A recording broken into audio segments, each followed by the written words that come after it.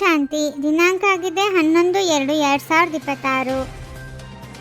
ಎಲ್ಲರಿಗೆ ಇದೇ ಸಂದೇಶವನ್ನು ಕೊಡಿ. ತಂದೆಯ ಆಜ್ಞೆಯಾಗಿದೆ, ಈ ಪುರುಷೋತ್ತಮ ಸಂಗಮ ಯುಗದಲ್ಲಿ ಪವಿತ್ರರಾಗಿ, ಆಗ ಸತ್ಯಯುಗದ ಆಸ್ತಿಯು ಸಿಗುವುದು.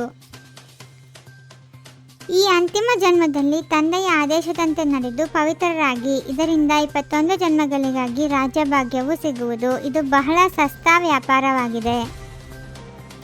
ಮನುಷ್ಯರಿಂದ ದೇವತೆಗಳಾಗುವ ಅಥವಾ ಬೇಹದ್ದಿನ ತಂದೆಯಿಂದ ಅರ್ಥಕಲ್ಪಕ್ಕಾಗಿ ಸ್ವರ್ಗದ ರಾಜ್ಯವನ್ನು ಹೇಗೆ ತೆಗೆದುಕೊಳ್ಳುವುದು, ಇದನ್ನು ಮನುಷ್ಯರಿಗೆ ತಿಳಿಸಬೇಕಾಗಿದೆ.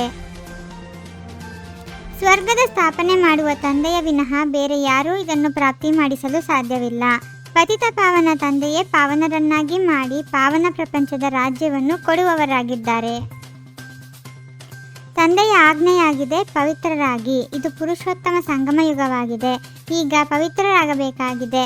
ಉತ್ತಮರಿಗಿಂತ ಉತ್ತಮ ಪುರುಷರು ದೇವತೆಗಳಾಗಿದ್ದಾರೆ. ಈಗ ಲಕ್ಷ್ಮೀನಾರಾಯಣರ ರಾಜಧಾನಿಯು ಸ್ಥಾಪನೆ ಆಗುತ್ತಿದೆ. ಅಂದ ಮೇಲೆ ಮಕ್ಕಳು ಖಂಡಿತ ಪವಿತ್ರರಾಗಬೇಕಾಗಿದೆ. ಮನಸ ವಾಚ ಕರ್ಮನ ಯಾವುದೇ ಉಲ್ಟಾ ಸುಲ್ಟಾ ಕೆಲಸ ಮಾಡಬಾರದು. ದೇವತೆಗಳು ಸಂಪೂರ್ಣ ನಿರ್ವಿಕಾರಿಗಳಾಗಿದ್ದರು. ಆ ಗುಣವನ್ನು ಸಹ ನೀವು ಈಗ ಧಾರಣೆ ಮಾಡಿಕೊಳ್ಳುತ್ತೀರಿ, ಏಕೆಂದರೆ ಈ ಮೃತ್ಯು ಲೋಕದಲ್ಲಿ ನಿಮ್ಮದು ಇದು ಅಂತಿಮ ಜನ್ಮವಾಗಿದೆ.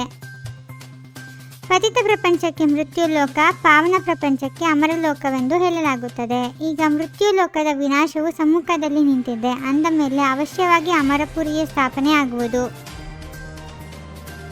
ಇದು ಅದೇ ಮಹಾಭಾರತ ಯುದ್ಧವಾಗಿದೆ, ಯಾವುದನ್ನು ಶಾಸ್ತ್ರಗಳಲ್ಲಿ ತೋರಿಸಿದ್ದಾರೆ. ಇದರಿಂದ ಹಳೆಯ ವಿಕಾರಿ ಪ್ರಪಂಚವು ಸಮಾಪ್ತಿಯಾಗುತ್ತದೆ.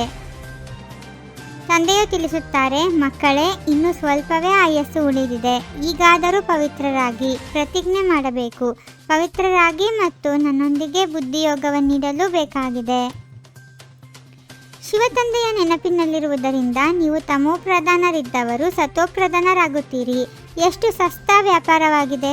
ಇದರಿಂದ ಜೀವನವೇ ಬದಲಾಗುತ್ತದೆ. ಹೀಗೆ ವಿಚಾರ ಮಾಡಬೇಕು. ತಂದೆಯು ತಿಳಿಸುತ್ತಾರೆ, ಮಕ್ಕಳೇ, ಕಾಮ ಮಹಾಶತ್ರುವಾಗಿದೆ. ಈ 5 ವಿಕಾರಗಳಿಗೆ ಮಾಯೆ ಎಂದು ಹೇಳಲಾಗುತ್ತದೆ. ಇದರ ಮೇಲೆ ಜಯಿಸಿದರೆ ನೀವು ಜಗಜ್ಜೀತರಾಗುವಿರಿ. ಈ ಮಾಯಾರೂಪಿ 5 ವಿಕಾರಗಳ ಮೇಲೆ ಜಯಗಳಿಸಿದರೆ ನೀವು ಜಗಜ್ಜೀತರಾಗುವಿರಿ. ಅಂದ ಮೇಲೆ ಏಕೆ ಪವಿತ್ರರಾಗುವುದಿಲ್ಲ? ಇದು ಫಸ್ಟ್ ಕ್ಲಾಸ್ ವ್ಯಾಪಾರವಾಗಿದೆ. ಪರಮಪಿತ ಪರಮಾತ್ಮನು ಬಂದು ಆತ್ಮಗಳಿಗೆ ತಿಳಿಸುತ್ತಾರೆ, ಮಕ್ಕಳೇ, ನನ್ನನ್ನು ನೆನಪು ಮಾಡಿದರೆ ನಿಮ್ಮಲ್ಲಿರುವ ತುಕ್ಕು ಬಿಟ್ಟು ಹೋಗುವುದು. ನೀವು ಸತೋಪ್ರಧಾನ ಪ್ರಪಂಚದ ಮಾಲೀಕರಾಗುತ್ತೀರಿ. ಭಗವಾನ್ ವಾಚ, ಈ ಅಂತಿಮ ಜನ್ಮ ಪವಿತ್ರರಾಗಿ, ಆಗ ನಾನು ಗ್ಯಾರಂಟಿ ಕೊಡುತ್ತೇನೆ, ಡ್ರಾಮಾ ಪ್ಲಾನ್ ಅನುಸಾರ ನೀವು 21 ಜನ್ಮಗಳಿಗಾಗಿ ಆಸ್ತಿಯನ್ನು ಪಡೆಯುತ್ತೀರಿ. ಜ್ಞಾನಾಮೃತದ ಕಲಶವನ್ನು ಲಕ್ಷ್ಮಿಯ ತಲೆಯ ಮೇಲೆ ಇಟ್ಟಿದ್ದಾರೆಂದು ತೋರಿಸುತ್ತಾರೆ. ವಾಸ್ತವದಲ್ಲಿ ಕಲಶವನ್ನು ಜಗದಂಬೆಯ ಮೇಲೆ ಇಡಲಾಗಿದೆ. ಇವರೇ ನಂತರ ಲಕ್ಷ್ಮಿಯಾಗುತ್ತಾರೆ.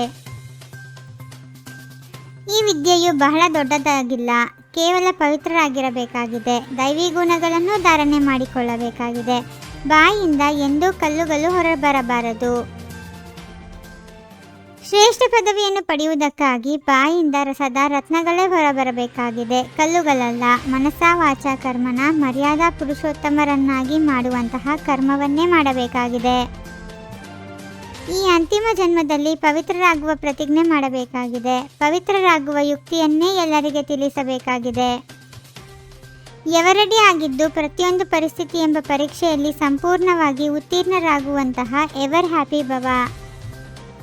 ಸಮಯವು ಯಾರಿಗಾಗಿಯೂ ನಿಲ್ಲುವುದಿಲ್ಲ. ಹಾಗೆಯೇ ಯಾವುದೇ ಅಡಚಣೆಗಳು ನಿಲ್ಲಿಸಲು ಸಾಧ್ಯವಾಗಬಾರದು. 1 ಸೆಕೆಂಡ್ನಲ್ಲಿ ಮಾಯೆಯ ವಿಘ್ನಗಳು ಸಮಾಪ್ತಿಯಾಗಿ ಬಿಡಬೇಕು. ಆಗಲೇ ಎವರ್ ಹ್ಯಾಪಿ ಆಗಿರಲು ಸಾಧ್ಯ. ಸಮಯದಲ್ಲಿ ಸರ್ವಶಕ್ತಿಗಳನ್ನು ಕಾರ್ಯದಲ್ಲಿ ಉಪಯೋಗಿಸುವುದು, ಅರ್ಥಾತ್ ಮಾಸ್ಟರ್ ಸರ್ವಶಕ್ತಿವಂತನು ಆಗುವುದಾಗಿದೆ.